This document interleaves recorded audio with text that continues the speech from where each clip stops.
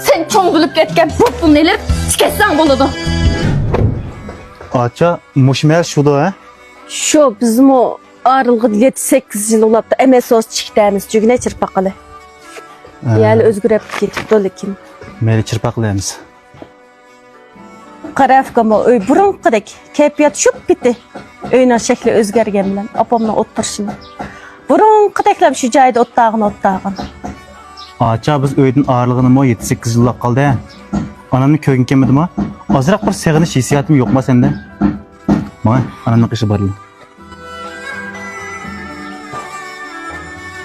Apa biz geldik. Apa. Boldu qayda vermegine 7 yıldan tügümgen qanda adavet bu. Erqanda atan degan bolni qanchalik xatalik o'tkaz kechiriydi do. Shunchalik ishnim qilanmamsa. Şundayne aça. Atayın anam bat dep o jiraqqiyatni atanımız yoklap gelsek, ma anam bir ağız mı gap qilmaydi. Acabasının qulqun anglamaz. Ko'zan ko'rib qoldimi? Biz necha yil ko'may o'ldi qatarig'i chiqirib etgan o'xshaydi. Ichimiz siqma bir gap qilg'ina ana. Aca. Keldin mi? Yaxşımı aca? Tez doğdun mu? Sen sağ mı? Yenim yaxşı doğdun mu? Ahir kepsilendi. Aca, ottağına birden mi de tamak pişirdi? Ben tamak kılıp çıkay. İnim, sizlerle apamla birden ottağı açtırınlar. Qara, bu öyning o'ttag'idagi yer va hammerimiz to'ptardagi chivib ketdi. Qaytilab bo'ldi, g'ich bera berdig'ini olib ketibizdim. Rastaysa aça, bizim mangayla. Azırak to'xtalmışlığa işim battı, berip şunu becemsem bulmaydı. Ayras, ma pulni turmushunga ishlatib turasiz. To'xtug'ina, ma pulni opamga cho'rivatsan ya. Ma pulni elib chekanga tong. Bizning ehtiyojlik narsamiz pul emas. Bizning ehtiyojlik narsamiz farzand mehr muhabbati, qarindoshlik mehr muhabbati enim.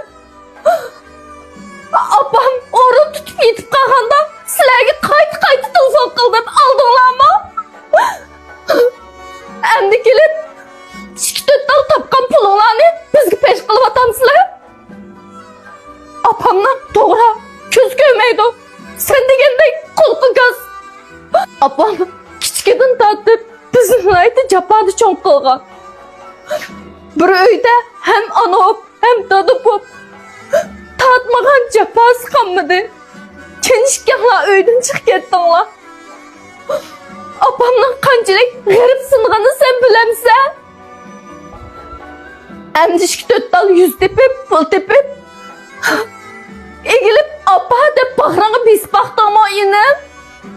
Hech qanday inkos yo'q. Fakat tiniqi bor bu jafokesh onamni adganing seni degan gapingni tushundi deb o'yladingmi? Azroqli vaqtingni, mehr muhabbatingni opamga bersang, opam o'ngishilib ketadi ukam. Bo'ladi. Bundan keyin men destek cho'nma.